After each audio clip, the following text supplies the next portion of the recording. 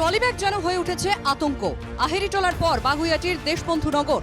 বাগুইআটি থানা থেকে ঢিলছড়া দূরত্বে দেশবন্ধু নগরের নর্দমার পাশে পড়ে থাকা ট্রলি ব্যাগে মিলল মহিলার দেহ।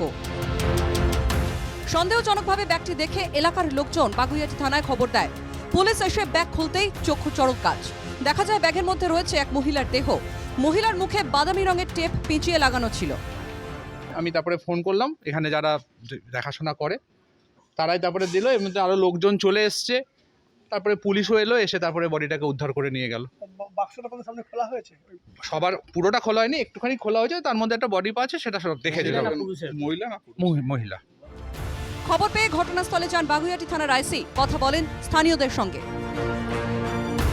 বাগুইআটিতে এ ধরনের ঘটনা আগে ঘটেনি, দাবি এলাকার বাসিন্দাদের। ঘটনার জেরে আতঙ্কে ভুগছেন তারা। এখান থেকে আমাদের জন্ম, এখানে কোনোদিন দেখা হয়নি এরকম, এই ফার্স্ট। না না না না, খুব একটা অন্ধকার না, লাইট তো আছে। কখন ফেলছে, কি করছে, কোথা থেকে এসছে, কখন ফেলেছে, কি করে বলবো?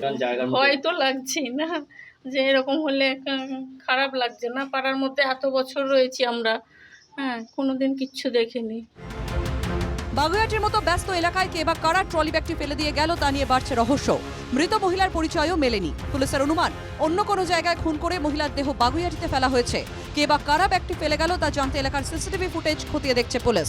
মৃত্যুর কারণ জানতে দেহটি ময়নাতদন্তে পাঠিয়েছে বাগুইআটি থানার পুলিশ। মৃতদেহ এখানে উদ্ধার করা হয়েছে, তিনি এই এলাকার নন। পরবর্তীক্রমে কিভাবে মৃত্যু হয়েছে, এই মৃত্যুর নেপথ্যে কোনো নির্যাতনের কারণ রয়েছে কিনা বা আদৌ শ্বাসরোধ করে তাকে খুন করা হয়েছে কিনা, এই বিষয়টি সম্পূর্ণ তদন্ত সাপেক্ষ।